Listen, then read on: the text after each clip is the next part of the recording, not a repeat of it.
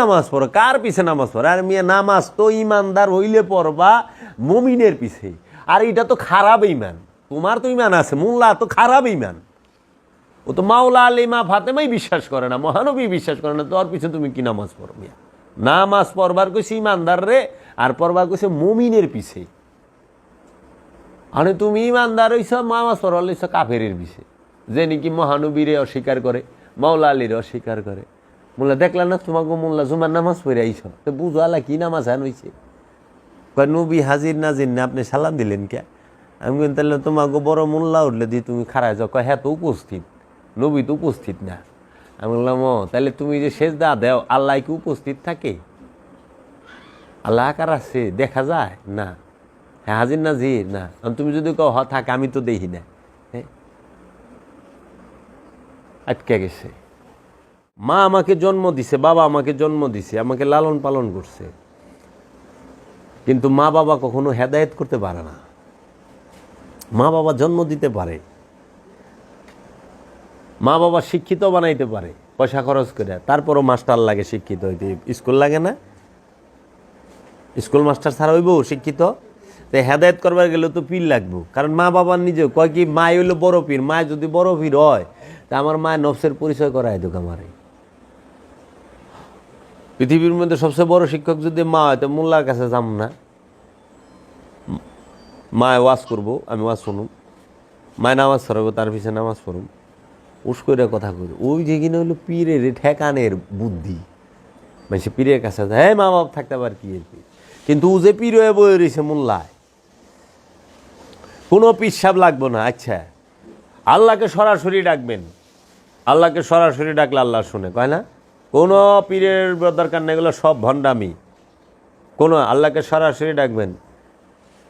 আল্লাহরে যদি সরাসরি ডাকলে তাহলে মোল্লা সামনে খাড়াই লোক, আবার মসজিদে নামাজ পড়ে মোল্লা লইলাম কে? সরাসরি আল্লাহরে ডাকুম, একা একা ডাকুম।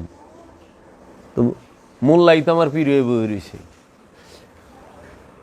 আল্লাহরে সরাসরি আল্লাহ কায়দা পড়া শিখতে চাই, কায়দা পড়াও। তুমি মহানবীর লেগে ফেরেশতা পাঠাইছো, আমাকে লেগে ফেরেশতা পাঠাও নাই। আবু বকর রে ফেরেশতা পাঠাইছো, উমর রে পাঠাইছো, আমরা কি দোষ করছি? তোমার তো তাইলে বিচার, আমাকে কেন মহানবীর সময় পাঠাইলো না আল্লাহ, এখন পাঠাইলো কেন? আমরা কি অপরাধ করছি? আমরা কেন মহানবীকে সরাসরি দেখলাম না? আমরা কি এমন অপরাধ করলাম আল্লাহ? আমরা প্রশ্ন করতে পারি না? পারি তো। তাহলে মৌলবী হের কাছে যায় কায়দা ভরা হিগান লাগবো, হের কাছে সিবারা, হের কাছে কোরআন শরীফ, হের পিছে নামাজ, হের পিছে ঈদের নামাজ, হের পিছে জানাজার নামাজ, হের পিছে রোজার তারাবি, সব হের পিছে। কুরবানি উল্লারে দেয় করাই দিব, সহি হয়। আপনি কুরবানি নিয়ে সহি করে পড়া পারেন না, গলত অর্থ হয়ে যাবে, পরে কুরবানি গলত হয়ে যাবে, পেঁচটা মারিবি। আমি মুখ দিয়ে আরবিটা সহি না করে ফেললাম, কিন্তু মনে তো নিয়তটা তো সহি আছে।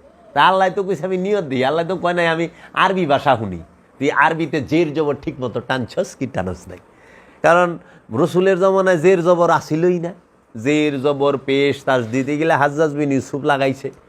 রসুলের কাছে যে কোরআন আইছে, এই কোরআনে তো জের জবরই আসছিল না, 1 আলিফ 2 আলিফ 3 আলিফ টানি আসছিল না, ছিল না তো। আপনি সহি করে নিয়ত করেন নাই। নিয়ত তো মনের বিষয়। তুমি আজকে এখানে আইছ, তোমার মনের নিয়ত কি? যে আমি আজকে একটু জিকির আজকার করুম, ওয়াজ মাহফিল শুনুম, আলোচনা শুনুম, মনের নিয়ত। বাড়ির থেকেই খোদা এটা দেখছে যে এই নিয়তেই আসছে। তা আমি যখন ঘরের থেকে উজু করে বাইরে, তো খোদাই তো জানেই যে মসজিদের নামাজ পড়া হয়েছে। মানে মসজিদে ঢোকার আগে আমার মরণ হইল, আমি কি নামাজে যাওয়ার পথে মারা গেলাম না? খোদা দরবারে কি আমার নিয়ত কবুল লইব না? হইব তো। তাইলে আপনি নিয়ত সহি করেন, এই খালি মানুষের ওটা দেখাইব। এই মাজার কিনার মধ্যে মোল্লা এইগিনে এই বদমাইশের ওখানে খাদেম হইছে, এইগিনেই খাদেম হইছে। ওই এখন ওহনু এই খালি সহি শুদ্ধ কেরাত মখরাজ, এই মানুষের কোনো মূল্যই দেয় না। এটা উচিত না। তাহলে তোমরা দেহ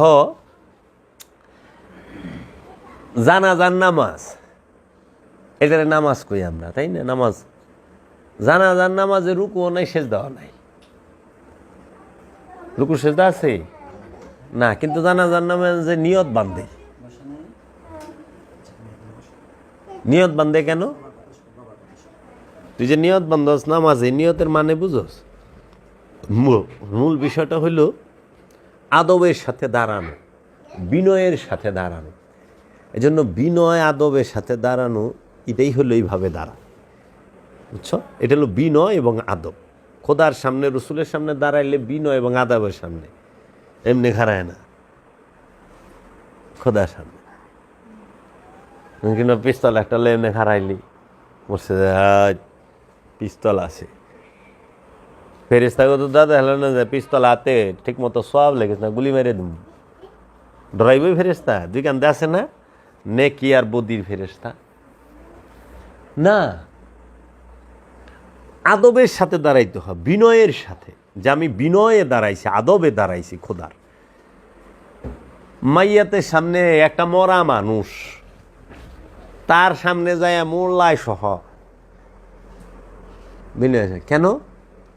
এইটাই তাকে, বাইসা থাকতে তো কেউ সেলামালকি দেয় নাই, কেউ সম্মান করে নাই। প্রতিটা মানুষ যাদের জানাজা হয়, মরার সময় তারা, সে যদি রিক্সাওয়ালাও হয়, সে যদি ভ্যানালো হয়, সে যদি মেথরও হয়, সে যদি মুচিও হয়, চামারও হয়, তাও সে একটু শেষকালে সম্মান পাওয়া যায়। দুইটা মানুষ হইলেও তাকে সম্মান করে দাঁড়ায়। এটা হলো সম্মান, এটা হলো সম্মান। তাকে সম্মান দেখাইলো, এর জন্য সামনে রাখে, তার পিছনে দাঁড়ায়। মানে জানো ইচ্ছা করলে পারে না, ডাইন সাইডে লাশটা রাখ, কিংবা পিছনে খাট রাখ, কিংবা বাম সাইডে রাখ, সামনে রাখুন না। শিরিক বেদা ও মৌলবি, বীরের রেশেদা দিলে শিরিক হয়ে জায়গা, মরা মাইসের সামনে খাড়ায় যায় নামাজ পড়ো, শিরিক হয় না? কি মরা আবার বেইম্যান, সুৎকুর, ঘুষকুর, বদমাইশ, মরণের সময় সবাই বালা পায়। উনি কেমন লোক ছিলেন? কাবালা। কেমন লোক ছিলেন? কাবালা। কেমন লোক ছিলেন? কাবালা। গাইরা থুইয়া কয় একটা বিজাত কমলো গ্রাম থেকে, হ্যাঁ না? কইতো তাহলে এই কথার কি দাম হইলো? ওহনে খারায় গেলো বালা বাইতে একটা বিজাত কমলো গ্রাম থেকে। তার মানে কি? মানুষের মুখ আর অন্ত, এরা পরিস্থিতিতে পড়ে গেছে, পরিস্থিতির শিকারে, হৃদয় থেকে না, হৃদয় থেকে যে বাইতে যেটা কইছে এইটা। তো সব জায়গায় মোল্লারা ফির হয়ে বই রয়েছে। বিয়া করাবার গেলে মোল্লা লাগবো, বিয়া করো মা আমি আর আমার বউ, মোল্লারে লাগবো। আশ্চর্যের বিষয়, মোল্লা আয়া যেটা ওই সুরা তো আমিও পারি, আমার আশ্চর্যের বিষয় না? হ্যাঁ, যে সুরা কেরাত পড়িয়া তো আমিও পারি। আমার বিয়ায় যে মৌলবি যে খুতবা পড়ছে, মোনাজাত করছে, ওর থেকে 1000 স্পেশাল, 1000 গুণ স্পেশালভাবে আমি পারি। ওই মরাটার মোনাজাতে আমার দল লাগছে, কি একটাই।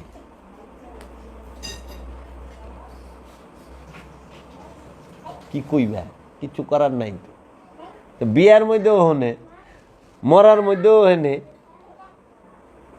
খাওয়ান দিবার গেলে হুজুরের আগে খাওয়ান দিলাম, এনে তো আপনি পিছাই যাবো রিসেন্ট। ও নিজের বেলায় কোনো দোষ নাই, আমি করলে কুরু কুরু, তুমি করলে সব মাকরু, আমি যখন করুম সব কুরু কুরু হয়ে যাব। করো করো, কোনো সমস্যা নাই। আর তুমি করলে মাকরু, ফতুয়া আর গাঠি বেরিয়ে। এইটা হলো মতলববাজি বাবা, এটা লাগবো তোমাকে, এটা হলো মতলববাজি। এই মতলববাজিতে মানুষ কবে জ্ঞান চোখ ফুটবো মানুষের? কবে? যে যাদের উপরে ঈমান আনলে ঈমানদার হয়,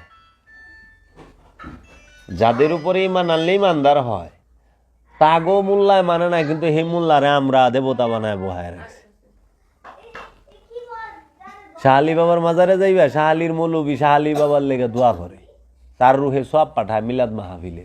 বিশ্বাস না হলে যাইও বৃহস্পতিবার দিন ওরসের মধ্যে মিলাদ টিলাদে, এই কোরআন তেলাওয়াত হাদিসের সব কিছু মিলাদ মাহফিলের সওয়াব নজর শাহালির রুহে বাড়ায় দেও। শাহালির রুহে মোল্লায় সওয়াব পাঠায়, তাহলে বুঝতে পারো।